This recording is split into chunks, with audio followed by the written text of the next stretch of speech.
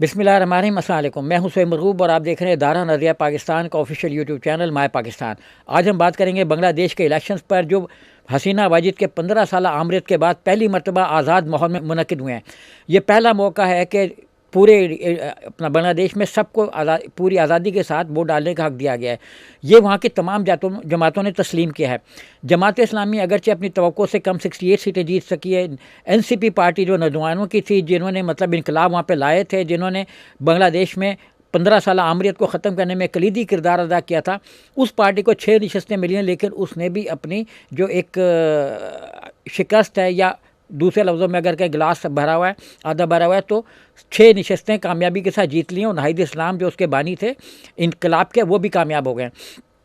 तो बांग्लादेश का फ्यूचर क्या है, हमारे साथ उनके ताल्लुकात कैसे रहेंगे, इंटरनेशनली बांग्लादेश अपने आप को किस तरीके से फ्रेम करेगा और कहाँ पे अपने आप को देखना चाहेगा, आज हम इन चीज़ों पे बात करेंगे। इस वक्त जो प्रो इंडियन लॉबी बांग्लादेश के अंदर है, वो 2-3 तरह का नैरेटिव पे अपना प्रोपेगेंडा कर रही हैं। उसका एक तो वो ये कह रहे हैं कि जी बांग्लादेश की 4,100 के करीब किलोमीटर लंबी सड़कें हैं, जो अपना सरहदें हैं, जो इंडिया के साथ मिलती हैं। 54 के करीब छोटे बड़े दरिया हैं जो वो शेयर करते हैं, ज़ुबान है जो वो शेयर करती है। ये मतलब उनकी लॉबी जो है, जैसा कि शफीक आलम साहब हैं, वो जो गवर्नमेंट के ऑफिशियल स्पोक्समैन थे, अब तो नहीं है, वो भी ये कहते थे कि जी इन्हीं चीज़ों को आगे परवान चढ़ाते थे, क्योंकि ज़ाहिर ऑफिशियली तो उन्होंने ताल्लुकात को बेहतर बनाने के ग्राउंड्स देखनी है। लेकिन जो मतलब नीचे अवाम का रद्द-ए-अमल है, वो इतना शदीद है कि इंडिया के साथ ताल्लुकात को बहाल करने में उनको एक अरसा लगेगा। बांग्लादेश में इस वक्त बहुत ज़्यादा इन्फ्लेशन रेट है, बहुत ज़्यादा महंगाई है, और इस महंगाई का सबब वो कहते हैं कि एनर्जी सेक्टर है। जो एनर्जी सेक्टर और पोर्ट से जहाँ से चीज़ें महंगी मुल्क के अंदर जा रही हैं, जो पोर्ट्स वाले इतना खर्चा ले रहे हैं, इतनी वो अपना उन्होंने पेनल्टीज़ और मुख्तलिफ तरह के जुर्माने डाले हुए ट्रेडर्स को, कि वो कमोडिटियाँ में जब प्राइस ऐड होता है, ये चीज़ें ऐड होती है, तो महंगा हो जाता है। ये सारी चीज़ें वहाँ पे अडानी के पास हैं। अडानी को रिलीफ दिलाने के लिए हसीना वाजिद को उन्होंने सपोर्ट किया, थोड़ी बहुत इमदाद दे दी, कुछ ये वो इस तरह से उन्होंने काम चलाया उनके साथ। लेकिन जो नौजवान नस्ल है, वो बेरोज़गारी की दलदल में धंसा हुआ था। और वहाँ पे जो यूथ की बेरोज़गारी थी, जो तकरीबन कोई 65% के करीब वहाँ की यूथ है, उसमें बेरोज़गारी की शरह जो है वो मुख्तलिफ अदाद शुमार के मुताबिक मुख्तलिफ है। लेकिन अगर मिनिमम रेट पे भी जाएँ, तो भी जो एक एक्चुअल जॉब उनकी एजुकेशन की नेचर के मुताबिक है, वो उनको मैसर नहीं थी, और उसमें उनका रेट जो है वो बहुत कम था। और बाद उसके तहकीकात के मुताबिक 20-25% उसमें जो एक्चुअल थी, जैसे किसी ने MA इकनॉमिक्स किया हुआ है, तो उनको इकनॉमिक्स की जॉब नहीं मिली, वो कोई पॉलिटिकल साइंस की जॉब पे बैठा हुआ है, थोड़ी सी सैलरी ले रहा है। हत्ता के पढ़े लिखे लोग जो है वो छोटा मोटा काम, रिक्शा चलाना और वर्कशॉपों पर भी काम करने पर मजबूर थे। तो ये मतलब वहाँ पे पढ़े लिखे लोगों का आलम था, क्योंकि हसीना वाजिद ने इस तरह के रूल्स बना दिए थे कि सारी जॉब्स जो हैं वो, उसका मेजर पोर्शन जो है वो रिटायर्ड जो मुक्ति बाहिनी के टेररिस्ट थे, तकरीबकार थे, उनके हिस्से में जा रहा था। इसीलिए दिल्ली की ढाका की दीवारों पर लिखा था, हम दिल्ली के तसल्लुत को कबूल नहीं करेंगे। वहाँ की साड़ियों पर उन्होंने ग्राफिटी बनाई हुई थी ख़वातीन ने, क्योंकि ख़वातीन इसमें बड़े पुरजोश अंदाज में सामने आई थी। उसमें भी ये था कि ढाका हमारा है, दिल्ली का नहीं है।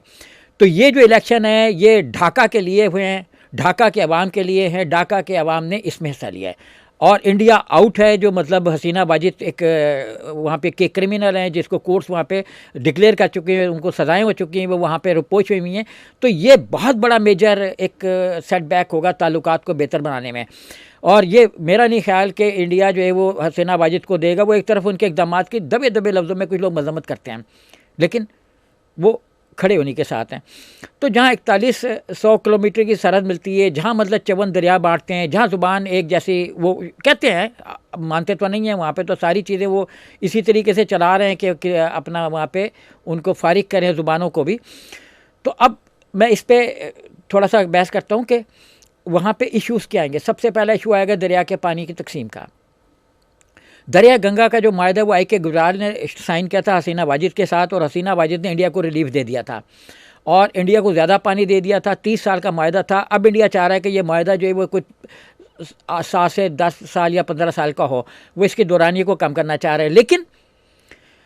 साथ ही वो ये भी चाह रहा है कि 3000 से 3500 क्यूसिक पानी वो इसमें मजीद ले ले, ये कह के कि जी एनवायरनमेंट की तब्दीली हो गई। जिस वक्त ये मायदा हुआ था उस वक्त एनवायरमेंटल इशूज़ नहीं थे, तो एनवायरमेंटल इशूज़ बांग्लादेश के लिए भी, उनके लिए नहीं है।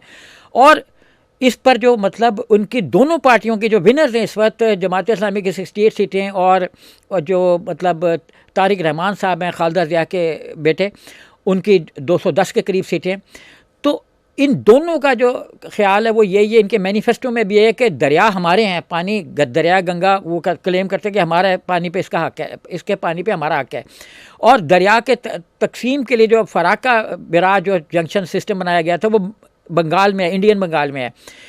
तो इंडियन बंगाल की गवर्नमेंट जो वो नहीं खड़ी हो रही, उसके साथ नरेंद्र मोदी और उनकी जो सेंट्रल गवर्नमेंट है जो बड़ी कंट्रोल्ड किस्म की, जिसने डेमोक्रेसी वहाँ पे कायम की हुई है, आमराना तर्ज की, जैसे हसीना वाजिद ने 15 साल आमराना तर्ज की हुकूमत 3 इंतखाबात के बाद वहाँ पे कायम की हुई थी।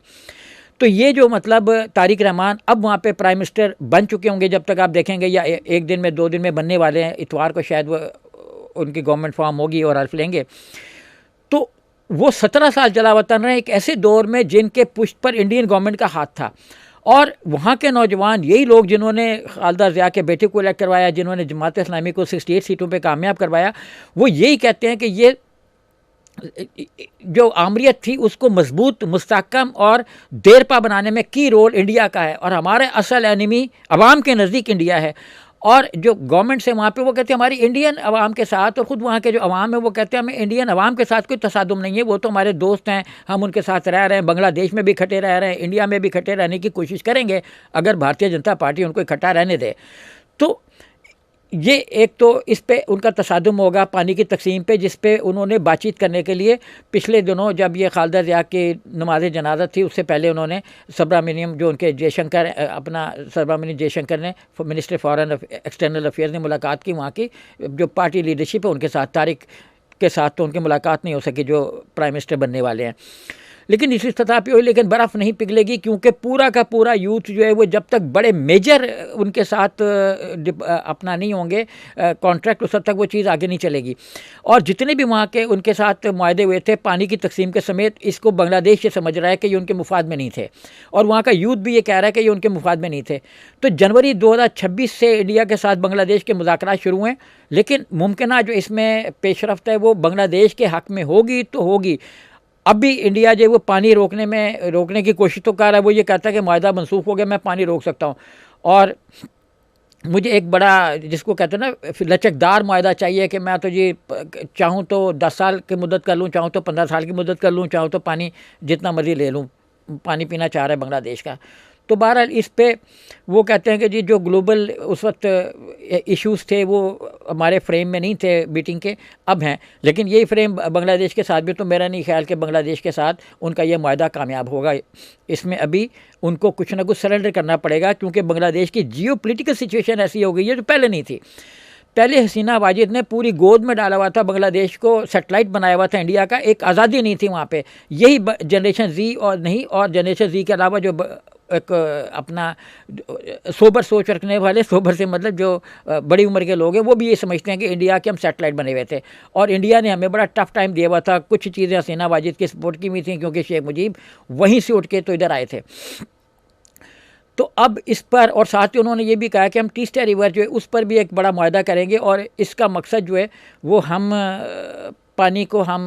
अपने मुफाद में लेंगे। तो 15 फरवरी जो है वो कहते हैं कि शायद अब इस पे जो है वो दोबारा जो है ना वो बातचीत किसी नतीजे पे पहुंचेगी। तो खालदा ज़िया के साथ इंडिया की टेंशन थी, बहुत ज़्यादा टेंशन थी, क्योंकि खालदा ज़िया हसीना वाजिद के साथ जो पहले और इवन शेख मुजीब के साथ जो उनके मुआहदे होते रहे थे वो उन सबको करते रही थी, और उनके दौर में इंडिया उन पर एलिगेशन लगा रहा था कि वो वहाँ से असला स्मगल हो रहा है, जैसे हमारे ऊपर लगाता है कि असला स्मगल हो रहा है, उसका तो बस नहीं चल रहा कि जी वो अमेरिका पे भी इल्ज़ाम लगाते कि असला स्मगल हो रहा है, क्योंकि बहुत से वहाँ पर सुना है कि जो वेपन्स हैं वो अपना इंटरनेशनल कम्युनिटी के इस्तेमाल हुए हैं बहुत सी एक्टिविटीज़ में। तो जो अपना और बहुत से जो स्मगलिंग हो रही है वहाँ पे, और उधर से जो स्मगलिंग हो रही है और भारत की तरफ जो स्मगलिंग हो रही है वो भारत के ही अपने कॉरिडोर है, जिसमें अडानी के अडानी के एयरपोर्ट्स और बंदरगाहें मुलविस हैं, क्योंकि बंदरगाहें तो ज़्यादातर गुजरात के और इस तरह की सारी अडानी के पास हैं। तो अगर वहाँ पर कुछ हो रहा है तो वो उनके ज़रिए से हो रहा है। तो वो ये कहते हैं कि जो उल्फा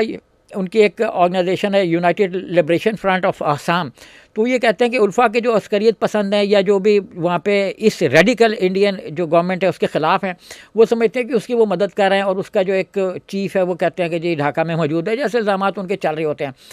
तो इन इल्ज़ामात पे वो चाहेगा कि जी बार्गेन करे, लेकिन मेरा नहीं ख्याल कि जो बांग्लादेश की गवर्नमेंट है वो इसको एक्सेप्ट करेगी, क्योंकि अब तक उसने टेररिज्म के सारे रिजेक्ट किए हैं इंडिया के जो इस तरह के बयानी हैं उनको। और वो ये कहते हैं कि इंडिया जो है वो यहाँ से जिसको कहते हैं उस तरीके से निकले जिस तरीके से हम चाहते हैं। और जो वो ये कह रहे हैं, अब इंडिया ने एक रिपोर्ट पेश की जाली किस्म की बनाई कि जी 2900 के करीब जो वहाँ पे एक्ट हुए हैं, छोटे बड़े वो एंटी हिंदू एक्ट हुए हैं। और डॉक्यूमेंट से जब यही जो पढ़ी लिखी जनरेशन है जी है, ये पढ़ी लिखी है और सोशल मीडिया पे बहुत एक्टिव है, तो इन्होंने सोशल मीडिया पे मुहिम चलाई कि आओ देखो कि जो तुम कह रहे हो वो बयानिया तुम्हारा कितना गलत है और कितना झूठा है। उन्होंने जो 2900 उन्होंने इंसिडेंट्स कोट किए, उन सबको उन्होंने झूठा साबित किया अपने सोशल मीडिया के रेफरेंस से, कि कोई पहले ही मर चुका हुआ था, कोई अपनी हिंदू की ही उससे तशद्दुद से मरा, कोई अपना इस तरह से जो उनके अपने पर्सनल इंसिडेंट से उसको उन्होंने ग्लैमराइज़ किया हुआ था, क्योंकि मीडिया उनके पास है। तो इंडिया की जो जनरेशन जी है उसका एक बहुत बड़ा मुतालबा है कि अगर इंडिया का जो जिसको गोदी मीडिया कहा जाता है, वो मीडिया अगर अपनी औकात में नहीं आएगा, वो सही नहीं पोर्ट्रे करेगा उनकी जो वहाँ पे अपना सूरत हाल है उसको, तो हमारे इंडिया के साथ ताल्लुकात बेहतर नहीं हो सकेंगे। और इसीलिए जो उनका सोशल मीडिया है वो ये मुहिम चला रहा है आउट इंडिया। अब वो ये कह रहे हैं कि इंडिया आउट हो जाए बांग्लादेश से, क्योंकि वो यहाँ पे गंद घोर रहा है। वो ये समझ रहे हैं कि जितने भी अब तक उन पर जुल्म जबर और सारा कुछ हुआ है वो वहीं से हुआ है, और इसमें मालदीव भी उनके साथ खड़ा है। और ये इंडियन गवर्नमेंट और उनके जो परवरदा हैं वो ये प्रोपेगेंडा कर रहे हैं कि जो टेम्पलेट इंडिया बांग्लादेश में चल रही है उसके पीछे मालदीव है, और मालदीव से ही इन्होंने ये टेम्पलेट उधार लेकर की है। तो आखिर सवाल ये पैदा होता है कि बांग्लादेश की दीवारें क्यों चीख रही हैं कि जी ढाका यूनिवर्सिटी की दीवारों पे क्यों ग्राफिटीज़ हैं, ख़वातीन ने अपनी उस पे कपड़ों पे क्यों ये लिखवाया हुआ है कि इंडिया की जो बदबूदार सियासत थी बांग्लादेश के अंदर वो ख़त्म होनी चाहिए, और क्यों सारा नौजवान जो वो इतना गुस्से में है, और क्यों मतलब 15 साल के बाद जो है ना वो इसने बुरे तरीके से उनका तख्ता उल्टा गया कि उनको कहा गया कि आधे घंटे के अंदर बांग्लादेश से निकल जाओ।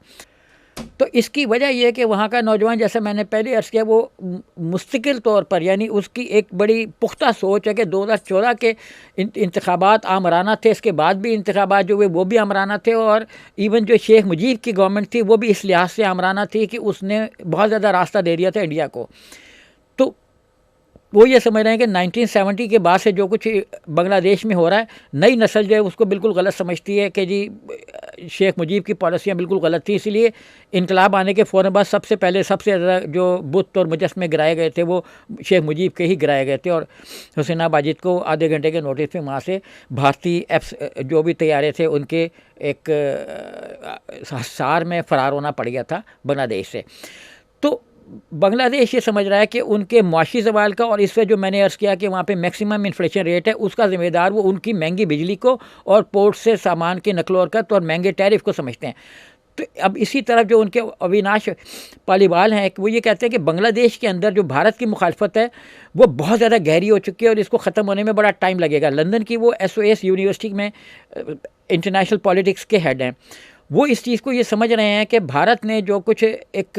वहाँ पे मुआशी और सियासी इक़दाम किए थे उसके असरात नई नस्ल में अब नमूदार हो रहे हैं, और पड़ोसी मुल्कों के वो 2014, 2018 और 2024 के जो इंतखाबात थे वो ये समझते हैं नौजवान कि इसकी बेसिस जो है वो अपना इंडिया ने की थी और इंडिया से लिया था। तो अब बांग्लादेश में जो नई हुकूमत आ रही है वो वहाँ पे काफ़ी सारे सियासी इस्लाहात लाना चाहिए। सियासी इस्लाहात के बेसिस क्या हैं? हसीना वाजिद ने यक अवानी सिंगल मुकनिना कायम की थी वहाँ पे, मतलब पार्लियामेंट में सिर्फ कौमी असम्बली टाइप एक इदारा था, सेनेट नहीं थी। अब 100 अरकान पर मुश्तमिल सेनेट ला रही है जैसा कि पाकिस्तान में है, तो हमें वो बहुत से हमारी चीज़ों को कॉपी कर रहे हैं। वहाँ पे जजेस जो हैं वो पहले प्राइम मिनिस्टर नॉमिनेट करता था, अब जो वहाँ पे एक रेफरेंडम भी हुआ है ना इसके साथ, जिसके काफ़ी सारे नुकात हैं पॉलिटिकल इस्लाहात के रेफरेंडम में एंडोर्स किया गया है। तो रेफरेंडम का दूसरा नुकता ये है कि जो सदर हैं वज़ीर आज़म हैं, अभी तो वो जैसे हसीना वाजिद चौथे इलेक्शन में भी जीत रही थी, तो अब ये है कि अमेरिका के पैटर्न पे 2 इंतखाबात के बाद जो है ना वो कोई आदमी वज़ीर आज़म के ओहदे का इलेक्शन नहीं लड़ सकेगा। तो ये कॉन्स्टिट्यूशनल अमेंडमेंट एक आ रही है। एक और अमेंडमेंट ये आ रही है कि वहाँ पे बाइंडिंग थी कि पार्टी के जो पॉलिसी उसके ख़िलाफ़ कोई आदमी नहीं जाएगा, तो मेंबर्स ये भी अब चेंज हो रही है वहाँ पे कि ज़मीर अगर किसी का कहता है तो उस पर जाए। अच्छा, पाकिस्तान की तरह वो जुडिशल जो जजों की नॉमिनेशन है वो भी हमसे मुख्तार ले रहे हैं कि हमारे यहाँ जुडिशल कमीशन बने हुए पार्लियामेंट के अंदर और जुडिशरी के अंदर, जो मतलब नॉमिनेट करते हैं जजों को, उनकी काबिलियत को परख कर। अब प्राइम मिनिस्टर से ये पावर्स लेकर ये पावर्स ट्रांसफ़र की जा रही है अपना मुंतखब नुमाइंदों को और ख़ुद जुडिशरी को। तो जो वहाँ की अदलिया है वो भी आज़ाद होगी, जो वहाँ पे शनवाई है वो भी बेहतर होगी, जो मुकन्ना है उसके अंदर भी एक अच्छी तब्दीली आएगी। और जब ये सारा कुछ होगा तो इससे वहाँ की नीचे सियासत भी अपना में भी अच्छा फ़र्क पड़ेगा। तो वहाँ पे लोग ये मानते हैं और इस चीज़ को जानते हैं, जैसे कि वो बांग्लादेश के बहुत से जो अक्सर आबादी वहाँ पे हिंदुओं की है और वो हिंदू साथ रहें, तो वो इनके साथ रहना चाहते हैं, लेकिन गोदी मीडिया चाह रहे कि वो ना रहें, तो वो इसलिए ये तसादुम उनके साथ जारी रहेगा। अब मैं थोड़ा सा ये इस पे बात करना चाहूँगा कि इंटरनेशनल परसेप्शन क्या है। जो बांग्लादेश के इलेक्शंस हुए उसको सब ने एंडोर्स किया, मोदी ने भी किया है, लेकिन चाइना ने भी एक्सेप्ट किया, अमेरिका ने भी किया, और इसलिए जो बांग्लादेश की मौजूदा पॉलिटिक्स है वो हर लिहाज से एक इंटरनेशनल सिनेरियो में एक्सेप्टेबल है, और बांग्लादेश मौजूदा सूरत हाल में एक इंटरनेशनल सीन में अपने आप को मज़ीद मनवाएगा। तो हमारे साथ उनके ताल्लुकात मज़ीद बेहतर हो रहे हैं। हमारे प्राइम मिनिस्टर भी वहाँ जा चुके हैं, जो chairman joint chief of staff committee हैं वो भी वहाँ का दौरा कर चुके हैं, साबिक शमशाद हैदर साहब, और भी हमारे रहनुमा डिप्टी प्राइम मिनिस्टर इसहाक डार साहब भी दौरे कर चुके हैं, और बेताशा लोग जा रहे हैं। हमारे सहाफ़ी भी अभी कई गए हुए थे वहाँ पे, 3-4 सहाफ़ी भी वहाँ पे मौजूद थे। तो हमारा जो लिंक्स हैं उनके साथ वो अब इंशाल्लाह आने वाले दौरों में 1967 से पहले के पैटर्न पे चले जाएंगे। अवाम टू अवाम रिलेशंस जो हैं, तो उम्मीद करते हैं अच्छे की, और उम्मीद करते हैं इंडिया के असर नफूस के ख़ात्मे की इस रीजन में, क्योंकि सार्क में अब इंडिया कॉर्नर हो चुका हुआ है, और इंटरनेशनल तो पहले से ही जब से डोनाल्ड ट्रंप साहब की पॉलिसियाँ तब्दीली हुई है उस से हैं। तो इसके साथ ही मुझे इजाज़त दीजिए। देखते रहिए दारा नज़रिया पाकिस्तान का official YouTube channel my Pakistan. खुदा हाफिज़।